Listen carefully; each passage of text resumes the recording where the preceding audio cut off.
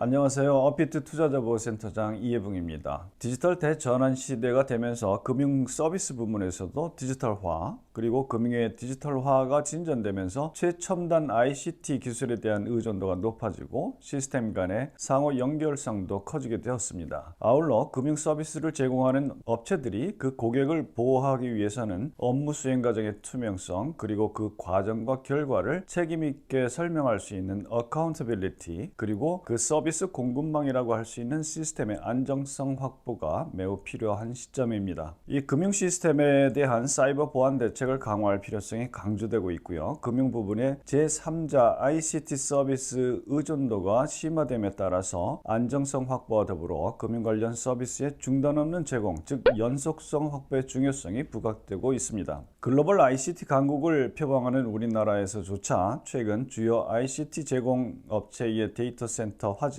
인터넷 은행의 입출금 지연 등 사고가 큰 영향을 미쳤고, 이를 계기로 그와 같은 시스템의 안정성 또 서비스 제공의 연속성 확보의 필요성이 제3 인식되는 계기가 되고 있습니다. 오늘은 유럽연합에서 제정을 앞두고 있는 도라라고 하는 법안, 그 주요 내용과 시사점을 알기 쉽게 간략히 설명드리고자 합니다.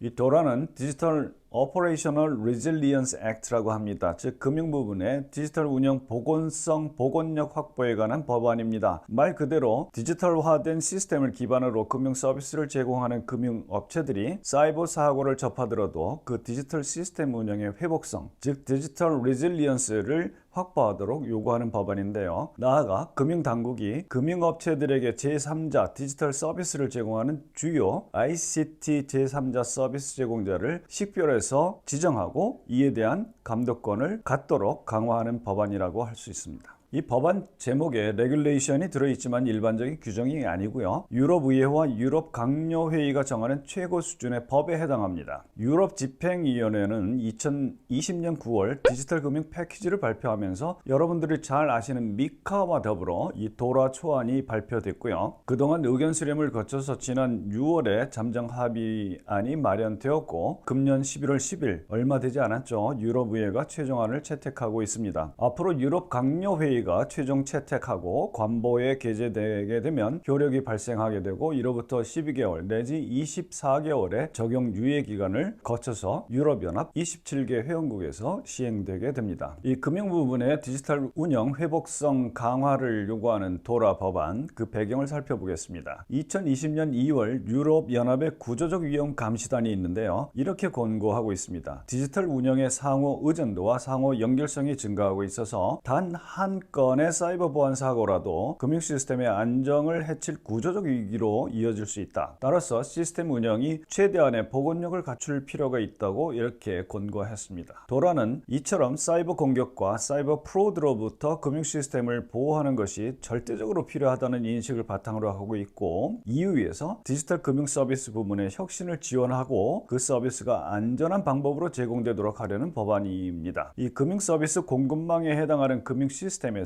사이버 보안 취약점을 식별하고 주요 사이버 보안 사고 보고 체계를 갖추고 대응 태세를 주기적으로 실시하고 주요 제3자 ICT 서비스 제공자에 대한 위험 감시 수준을 높여서 디지털 운영 보건성을 갖추도록 하려는 법안이다. 이렇게 요약할 수 있습니다. EU에서 금융 부분의 디지털 운영 보건력을 확보를 요구하는 이 도라의 핵심 규정은 크게 5가지로 요약해 볼 수 있습니다. 첫째가 금융 ICT 위험의 관리, 둘째는 ICT 관련 사고의 보고, 세 번째는 디지털 운영 보건력 테스트 실시, 네 번째는 제3자 ICT 서비스 제공자의 위험 관리, 다섯 번째는 사이버 위협 정보의 공유, 이 5가지입니다. 도라는 이를 통해서 유럽연합 전반에서 작동하는 감시 체계죠. 오버사이트 프레임워크를 구축하고 주된 감시 당국을 지정해서 사이버 위험에 효율적으로 대처하겠다는 것입니다. 암호자산 관련 서비스 제공자를 포함한 금융업체들에 대해서 폭넓은 요구 조건을 규정하고 있는데요. 이 도라의 적용 범위에는 미카에서 규정하는 암호자산 서비스 제공자들도 포함되는데요. 이러한 적용 범위에 속하는 금융업체들은 ICT 위험 관리 체계를 구현하고 주요 ICT 관련 사고의 식별, 분류, 보고, 그리고 일정 규모 이상에 해당하는 업체는 강화된 위협 주도형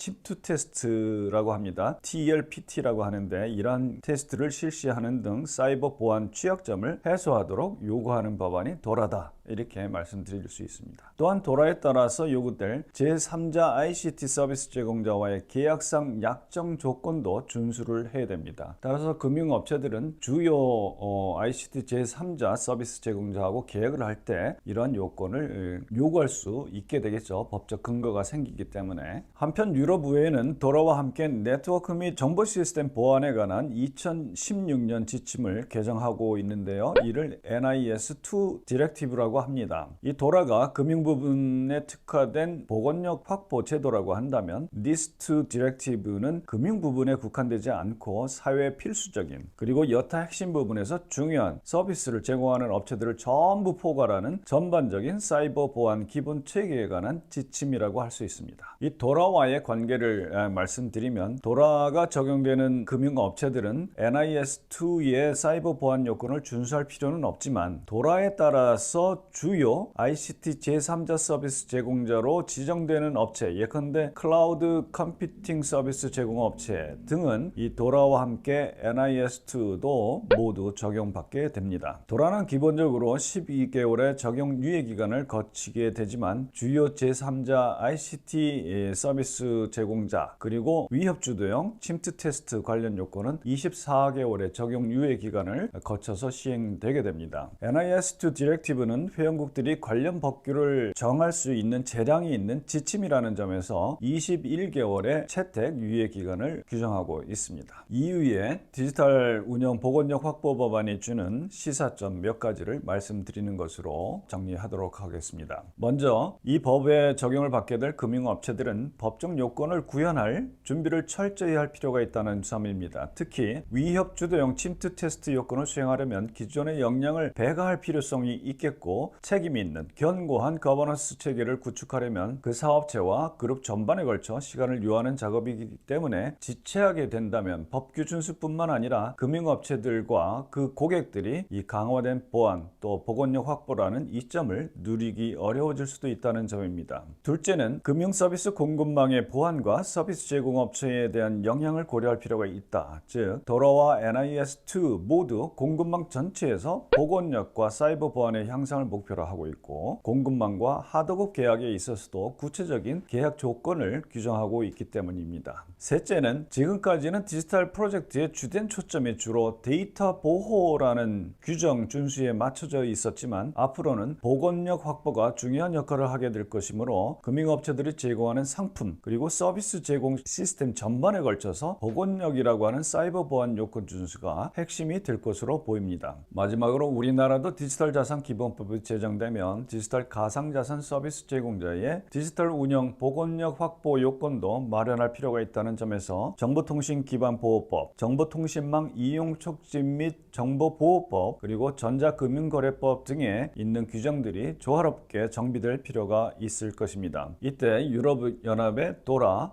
규정들이 참고할 필요가 있다고 말씀드릴 수 있겠습니다. 오늘의 투버스 앤 인사이트는 여기까지입니다. 다음에도 좋은 주제를 가지고 여러분 곁으로 찾아뵙도록 하겠습니다.